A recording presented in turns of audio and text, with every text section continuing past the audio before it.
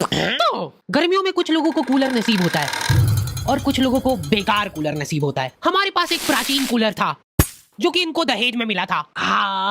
तब से ही लीक हो रहा है वो। टप टप टप टप टप टप टप। वहीं पे कुछ लोगों को अच्छा कूलर तो नसीब हो रहा था, लेकिन फिर भी वो सो नहीं पा रहे थे। अब आइए,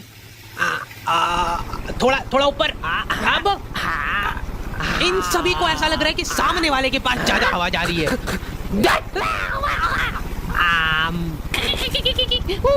कूलर पे ऑटो स्विंग चालू करके ये लोग उसके साथ साथ घूम रहे हैं।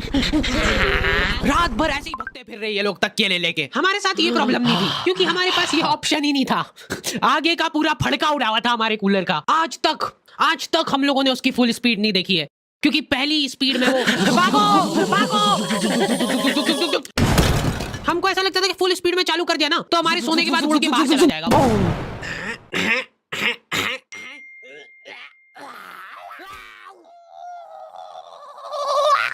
इतने तपाड़े में बेचारे फेरी वालों को पसीने में लथपथ घूमते देख मेरी मम्मी इमोशनल हो जाती है और सोचती है कि इनका तो फायदा करना पड़ेगा। देख बेचारे गर्मी में कितनी मेहनत करते हैं। दीदी एकदम प्योर कॉटन है। इसका असली लुक तभी आएगा जब आप इसको बिछाओगे। लो पकड़ो उधर से, ये देखो ये प्रिंट। दीदी ये हकीकत बता रहा हूँ मैं आपको। कल मैं चुपचाप जा रहा हूँ रास्ते से, आप दौड़ के आओगे मेरे पैर पकड़ लोगे कि 4 और 2 भैया, पर तब मैं नहीं दे पाऊंगा क्योंकि तब तक खत्म हो चुके होंगे। माल इतना बढ़िया है। अरे दीदी ये बात लिख के ले लो मेरे से कि लो लिख दिया। आप मेरे सामने गिड़गिड़ाओगे कि भैया प्लीज दे दो प्लीज दे दो, लेकिन फिर भी मैं नहीं दे पाऊंगा क्योंकि आप आज ही खरीद लोगे सारे चद्दर, है ना। अंधा पोटेंशियल है इन लोगों में। ये तुम्हारे सामने जिंदा आदमी बेच खाएगा। दीदी ये देखो, ये कुछ नहीं होता है इसको। ये और तो और पूरा फोल्डेबल है। ये चाहिए ना आपको? चाहिए ना? चाहिए लो ला दे दो। चलो। लेकिन मेरी मम्मी उसको रुला देती है। एक चद्दर खुलवा लिया उससे। दीदी यार 250 में तो मेरे को पड़ता है। इतने तपाड़े में घूम घूम के 50 रुपए एक पीस पे बनते दीदी मेरे। वाह रेन दो भैया वाह, जाओ और तेज धूप पड़ जाए तो बढ़िया रे। वो बापड़ा तुम्हारी कॉलोनी की 4 राउंड लगा के वापस से आएगा तुम्हारे घर के साथ। और तुम्हारी मम्मी को पता है ये चीज, वो गेट पे ही खड़ी है। क्या हुआ भैया फिर? लो ले लो यार दीदी। उस बेचारे ने घाटे में जाके बेचा है माल। उसके बाद भी मम्मी बेटा देखो मालूम नहीं है, ये सब चोरी का माल रहता है इनके पास। तो फिर उससे खरीदा क्यों? एक बार को मान लो कि वो चोरी करके भी लाया है तो उसमें भी तो मेहनत लगी उस बेचारे की। हाँ, ये मम्मियों के पास कुछ अद्भुत ताकतें होती है, उनमें से एक है ये। 1 घंटे बाद खराब हो जाएगी। मम्मियाँ सामान सूंघ के उनकी एक्सपायरी बता देती है। मेरे को आज भी याद है वो दिन जब बस आखिरी 10 मिनट बचे हैं। अब तो 2 ही मिनट बचे हैं। हेलो। दूसरी तरफ बबलू पहलवान का दबदबा बढ़ता ही जा रहा था। उस दिन बबलू पहलवान का जन्मदिन था और पूरे शहर को ये बात मालूम थी क्योंकि हर गली नुक्कड़ पे इन लोगों ने पोस्टर लगवा दिए थे, बबलू भैया पहलवान हैं इसलिए जन्मदिन की शुभकामनाएं। भाई साहब इनमें से बबलू भैया कौन से? ये तो दिख नहीं रहा क्या तुमको? और बबलू पहलवान ने जिंदगी में पहली बार कुछ ढंग का काम करने का सोचा।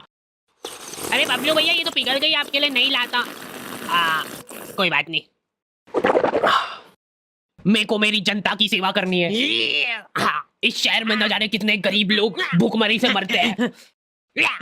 मैं अरे जल्दी चलो, उनको मेरी जरूरत है। बबलू भैया ये आपकी खाने का भी टाइम हो गया तो पहले खा लीजिए फिर चल जाना। ठीक है, इतनी सी देर में कोई नहीं मरा, चला जा खा के चलते हैं। देखिए इनके जैसा काला डुस्सी हो जाएगा दिन भर धूप में रबड़ता रहेगा तो।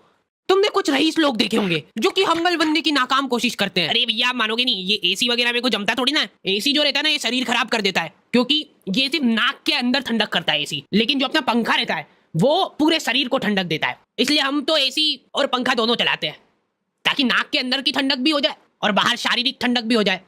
यही हम्बल अप्रोच हर किसी को रखना चाहिए अपनी जिंदगी में अगर उसको सड़क पे आना है तो। यार मैंने सोचा नहीं था इतना ज्यादा आ जाएगा बिल, लेकिन ये लोग अभी भी हम्बल है। ये लोग अपने आपस में ही दिलासा दे रहे एक दूसरे को फालतू की बातें करके। अपन बताए धूप सेक रहे एक तरीके से। अब देखो अपन ने चड्डी तो पहन रखी है, ठीक है, तो अब क्या होगा कि अपने शरीर का हर एक अंग एक जैसे कलर का हो जाएगा। मेरी आंखें भर आती है बेचारे गरीब लोगों को देख के, बेचारों के पास कपड़े तक नहीं है। बबलू पहलवान बहुत सोच विचार करके कंबल बांटने का फैसला करते हैं भरचक गर्मी में। बेचारे जिन लोगों के पास थोड़े बहुत कपड़े थे वो भी उन्होंने छीन लिए और जबरदस्ती उनको कंबल बांटी। अब वो बेचारे गर्मी में कंबल ओढ़ के खड़े हैं। मेरे को पता है बहुत खुशी मिलती है जनता की सेवा करके, निस्वार्थ सेवा करता हूँ मैं। मेरे को कुछ उनसे चाहिए नहीं बदले में। मेरी माँ का मंगलसूत्र है, ये रख लो भाइयों। ये देखो पेटी पे टीडीएम है। और उससे भी ज्यादा प्राउड की बात यह है कि माँ का मंगलसूत्र बेबी रख के लिए मैंने। ये लोग शर्ट पहन के एहसान कर रहे हैं। ऊपर के 5 बटन खुले हुए, नीचे का बस 1 बटन अटका रखा है। जरा सी हवा चली तो वो भी खुल जाएगा। और इन लोगों में एक अद्भुत टैलेंट होता है। एक सीधी सुनसान सड़क है, कोई प्राणी उस जगह के आसपास भी नहीं आता है। इतनी प्यारी सड़क है ना वो कि तुम उस पे चप्पल पहन के चलोगे तो वो सड़क गंदी हो जाएगी। उस सड़क पे ये लोग आड़ी बाकी गाड़ी चला के तुमको गिर के दिखाएंगे। देखो यार, मैं किसी का बुरा नहीं चाहता, लेकिन इनकी ऐसी हरकतें देख के मेरी तो बहुत ज्यादा इच्छा होती है कि ये तो यार गिरना चाहिए। तुम्हारी भी इच्छा तो होती है मन मन में, पता है मेरे को, ठीक है? भगवान इसको गिराओ यार। Thank you. तेरी माँ तो हाथ टुटवा के बैठी थी ने, अब तू भी पैर टुटवा के आ गया। ये सीट पे सीढ़ी लगा के चढ़ना रहता है क्या? अरे कुछ नहीं होगा, आप बैठो तो सही।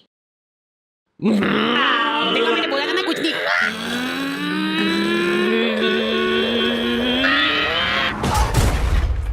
अरे यार कैसे चलाते, एक तो ये लोगों को गाड़ी चला। ओए देख के चलाना भैया। दीदी आप रॉन्ग साइड, बदतमीज। जा रहा हूँ मैं मेरे दोस्तों के साथ घूमने। और सुनो ध्यान से, तेरे हाथ नहीं है और तेरे पैर नहीं है, तो अब तुम दो एक दूसरे का सहारा हो, ठीक है? चलो टाटा। जल्दी यार, टाइम हो गया है। चलो ठीक है, पैकिंग तो हो गई है। गर्मी में लेडीजों का एक माफिया ग्रुप होता है। पूरा शरीर, हाथ, मुंह, पैर सब ढक लेंगे ये लोग। उसके बाद मुंह से बड़ा चश्मा लगा के देख के चलाना भैया।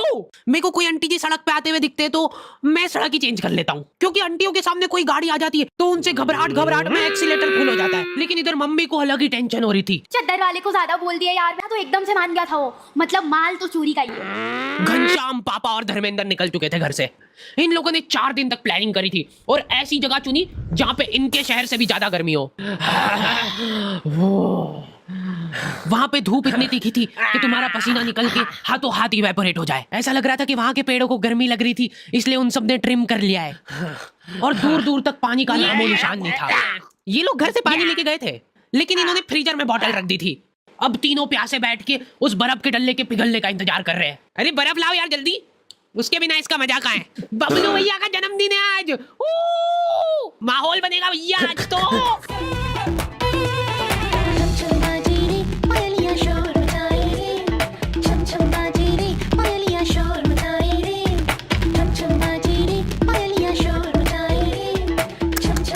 पूरे 250 रुपए चुरा के ले गया है वो मेरे। गलती कर दी यार मैंने। 50 रुपए और कम कराने चाहिए थे मेरे को।